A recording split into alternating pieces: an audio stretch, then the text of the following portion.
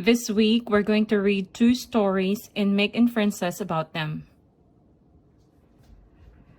Our first story is entitled Fire, the Triangle Shirtwaist Factory Tragedy. And it says, 146 workers killed.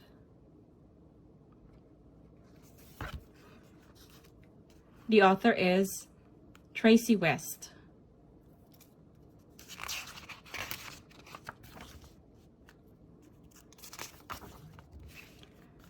Smart words.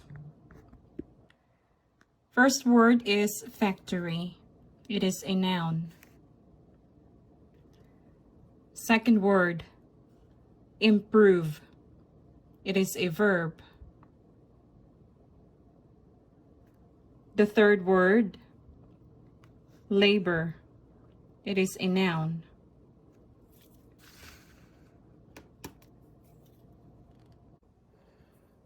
Next word is prevent. Verb. Protest. Also a verb.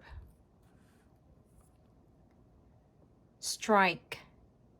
Noun. Tragic. Adjective.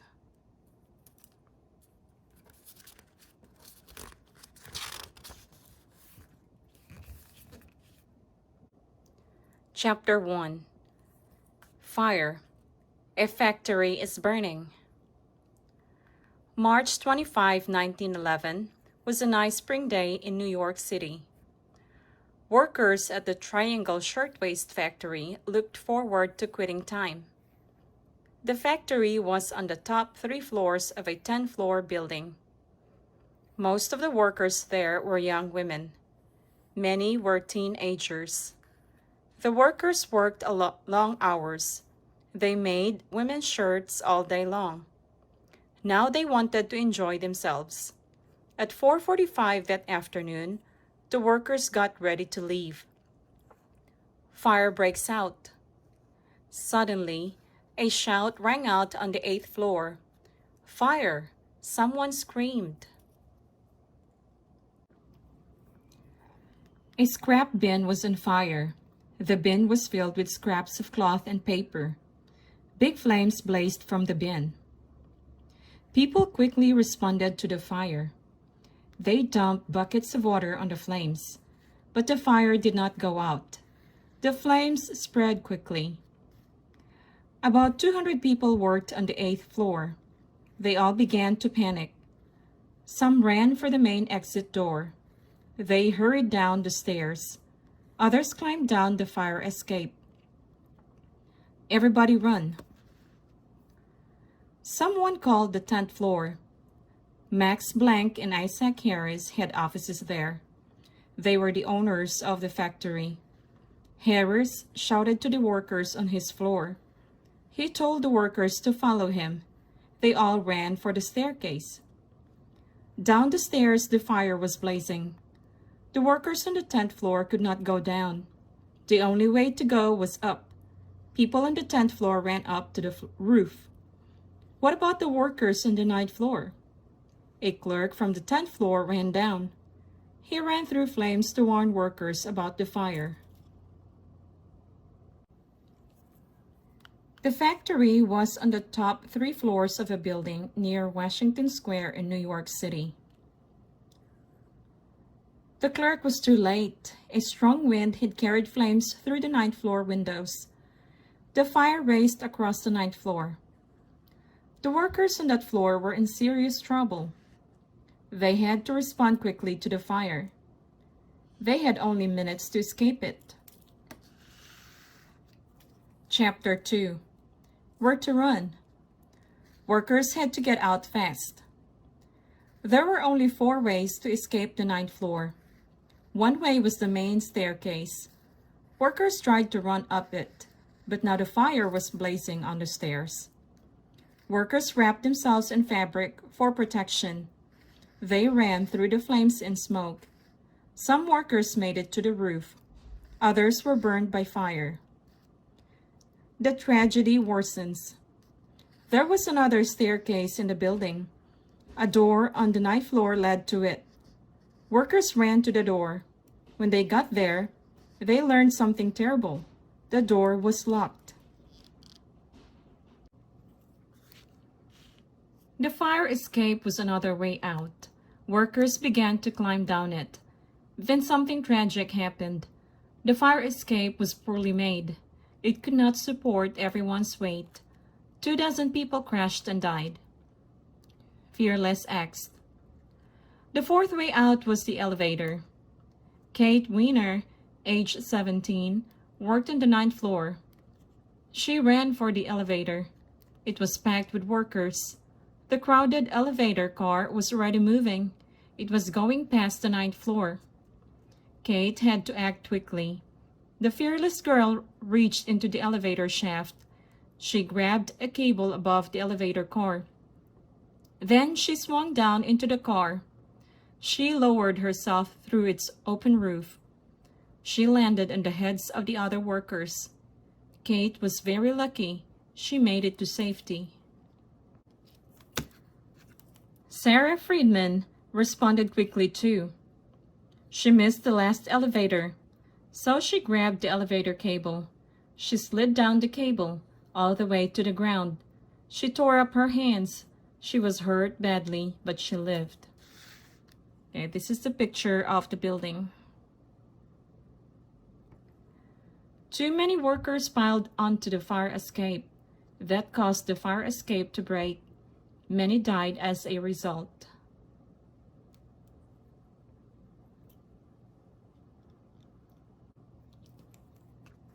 No way out. Many workers became trapped on the ninth floor. They did not make it up the stairs. They did not make it down the elevator.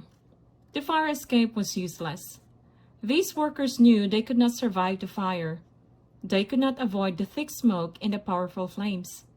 So some of the workers jumped out the window. They felt that they had no choice. Everyone who jumped died. The fire blazed for about 18 minutes. In the end, 146 workers were killed. I want for you to think and reflect on these questions. Why did so many workers die? What might have prevented some or all of the deaths?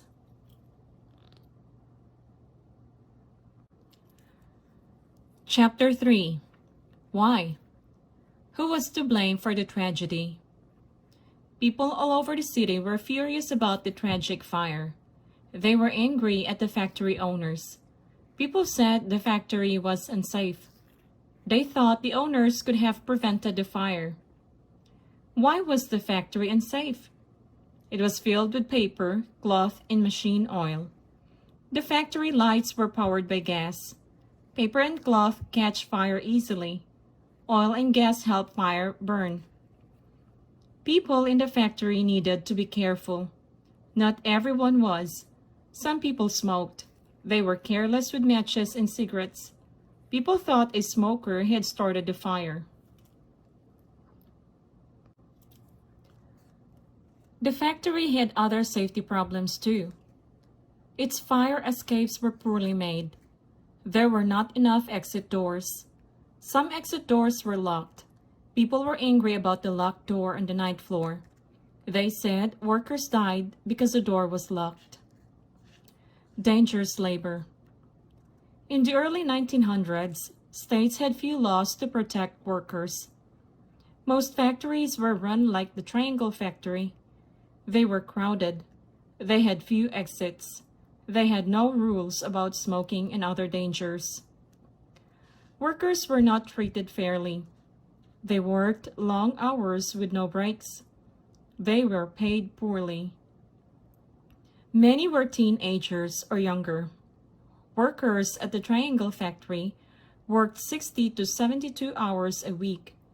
They made only $1.50 for a week's labor. Years before the fire, people protested these conditions. A labor movement began. Workers all over New York went on strike. They refused to go back to work until things improved. They were hopeful that things could change. In the early 1900s, no laws prevented children from working in factories.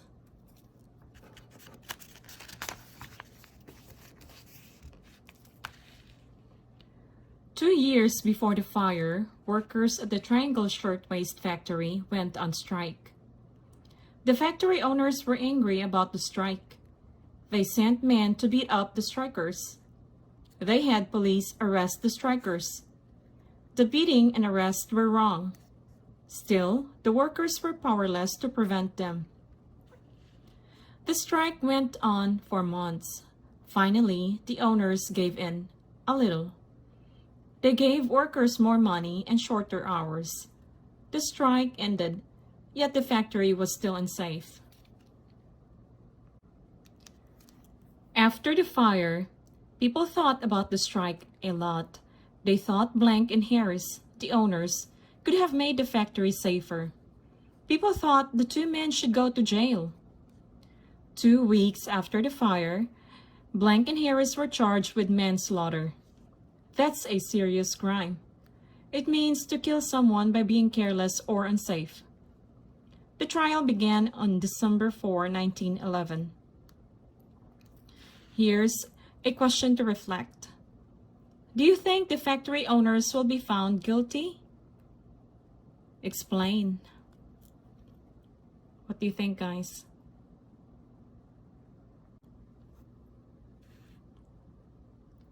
Chapter 4, On Trial.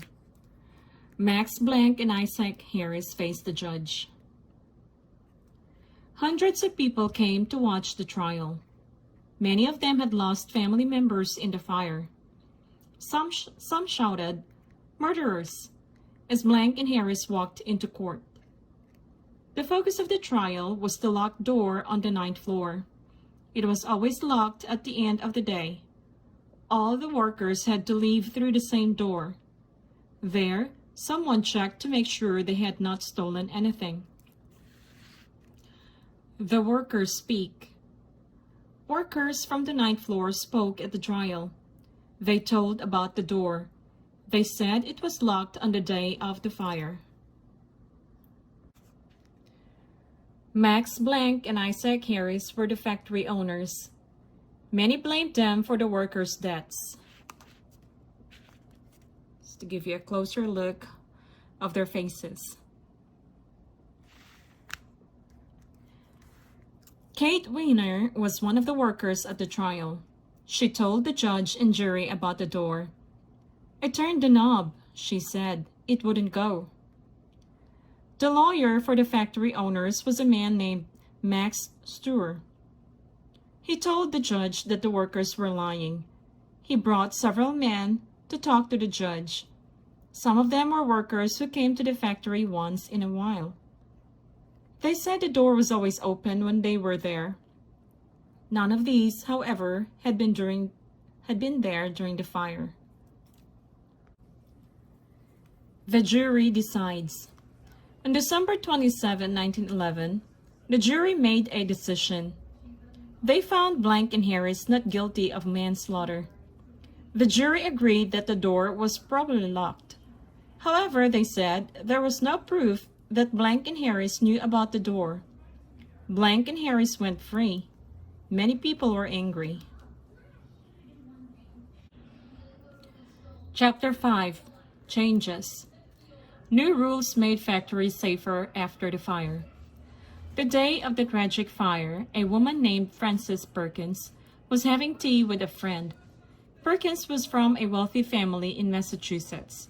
She wanted to improve factory workers' lives. Perkins had moved to New York City 2 years earlier. She spent her time protesting unfair work conditions. Perkins visited many factories. She fought for better working hours for workers. She knew about the danger of factory fires. She fought for fire safety too. On March 25, 1911, Perkins was taking a break from her work. She and her friends sipped their tea. Then they heard the fire alarms. The Triangle Shirtwaist factory was just a few blocks away. Perkins ran to the building. She saw people jump out the windows. She saw them die. She was angry. She knew the fire had started because the factory was unsafe. Frances wanted to prevent more tragic fires. She and many others went to the government of New York. They asked the government to improve conditions in factories. Factories get safer. The state made a new law. The law created a group to investigate factory safety. 9 people worked in the group. Frances Perkins was among them.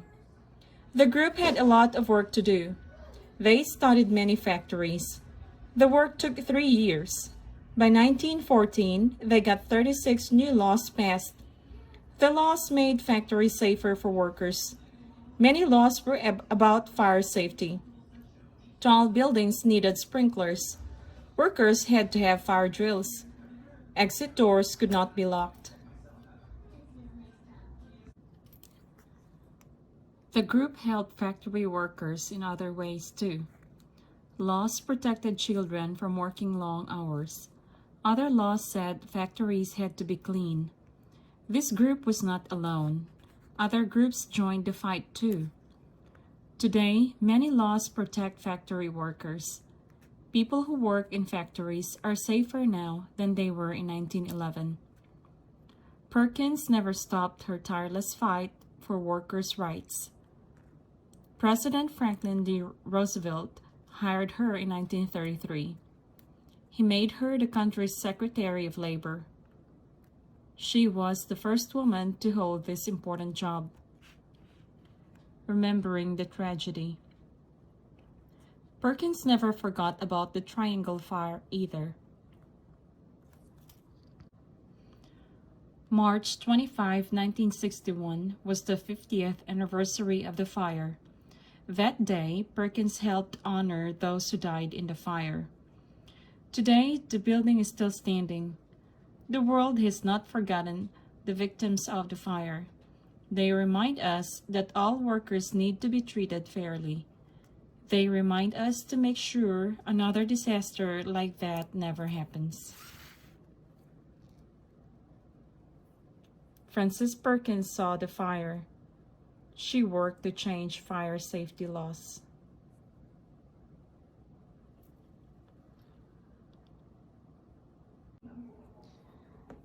Now we're going to respond to Think, Talk, and Write section.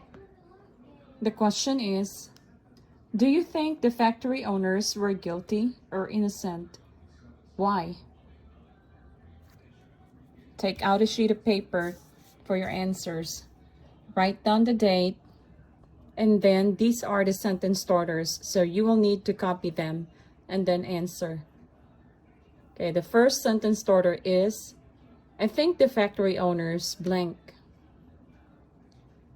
And then, they were innocent / guilty because blank.